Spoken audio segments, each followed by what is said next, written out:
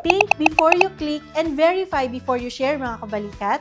Ako po si Atty. Matet Mangabat at narito ang ilang KMBI, kaalaman sa mga batas at impormasyon just for you.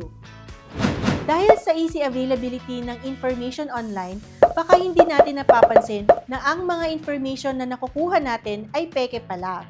Malaking problema po kung tayo ay tatangkilik at magpapakalat ng fake news mga kabalikat. Oh no! Sa ilalim ng Revised Penal Code, meron po tayong krimen na tinatawag na unlawful use of means of publication and unlawful utterances, kung saan pinaparusahan ang publication ng kahit na sinong tao ng false news which may endanger the public order or cause damage to the interest or credit of the state.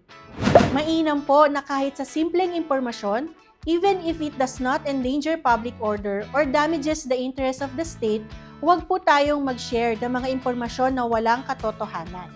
Iwasan ang mga unknown or manipulated accounts which shares fake news to gain social media engagements. Gusto lang ng comments, like o share ng mga yan netizens. Siguraduhin na tanging sa legitimate accounts o official news sources po tayo nakasubaybay para sa ating daily information needs. At mag-fact check sa mga organization, personalities o official news outlet para masigurong hindi fake news ang nababasa ninyo. For more kaalaman sa mga batas at impormasyon, follow Kabalikat para sa Maunlad na Buhay Incorporated social media pages. Tandaan, mabuti ang may alam. Ako po si Atty. Matet Mangabat, masaya dito sa KMBI.